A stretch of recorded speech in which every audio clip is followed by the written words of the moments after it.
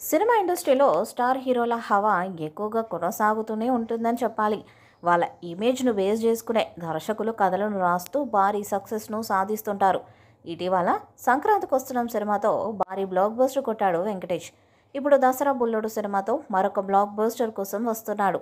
ఆయన చేసిన ప్రతి సినిమా ఫ్యామిలీ ఆడియన్స్ను మెప్పించడమే కాకుండా యావత్ ఇండియన్ సినిమా ఇండస్ట్రీలో ఉన్న ప్రతి ప్రేక్షకుడిని సైతం మెప్పించే విధంగా ఉంటాయి. రీసెంట్గా ఆయన చేసిన సంక్రాంతికి వస్తున్నామనే సినిమా మంచి విజయాన్ని సాధించింది. అందులో భాగంగానే ఆయన చేస్తున్న సినిమాల విషయంలో చాలా జాగ్రత్తలు తీసుకుంటూ ముందుకు సాగుతున్నాడు. ఇప్పటికే 20 కథలను విన్న వెంకటేష్కి అవి నచ్చక వాటిని రిజెక్ట్ చేసినట్టుగా తెలుస్తుంది. సంక్రాంతికి వస్తున్నామనే సినిమాతో 300 కోట్లకు పైగా వసూళ్లను రాబట్టారు. కాబట్టి ఆయన ఇక మీదట చేయబోయే సినిమాలతో భారీ వసూళ్లను రాబట్టాలి. కాబట్టి డిజాస్టర్స్ అవ్వకూడదని కథలను వింటున్నారంట. దానికోసమే ఇప్పుడు పాన్ ఇండియా డైరెక్టర్స్తో సినిమాలు చేయడానికి ఆసక్తి చూపిస్తున్నట్టుగా తెలుస్తుంది.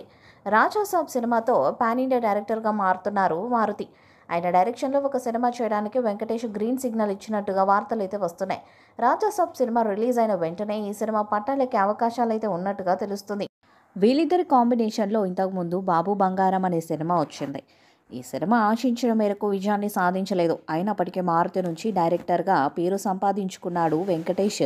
స్టార్ హీరోగా గుర్తింపును తెచ్చుకున్నాడు. దీంతో వీళ్ళిద్దరి కాంబినేషన్లో ఒక ఫ్యామిలీ సబ్జెక్ట్ కనుక పడితే దానికి పాన్ ఇండియాలో మంచి రెస్పాన్స్ వస్తుంది. వెంకటేష్తో చేయబోయే సినిమాతో మాత్రం పూర్తి ఫ్యామిలీ ఆడియన్స్ని మెప్పించే ప్రయత్నమే చేయబోతున్నాడట.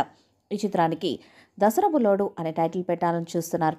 మరి వీళ్ళిద్దరి కాంబినేషన్లో రాబోతున్న సినిమా ఎలాంటి ప్రపంచనాన్ని సృష్టిస్తుంది అనేది ఆసక్తిగా మారింది. రాజాసాబ్ సినిమా రిలీజ్ అయిన తర్వాత వెంకీ సినిమాని అనౌన్స్ చేస్తారంటూ సమాచారం. ప్రస్తుతం రాజాసాబ్ సినిమా మీదనే తన దృష్టి మొత్తాన్ని పెట్టిన మారుతి ఎలాగైనా సరే ఆ సినిమాను సక్సెస్ చేసి చూపించాలని చూస్తున్నట్టుగా తెలుస్తుంది.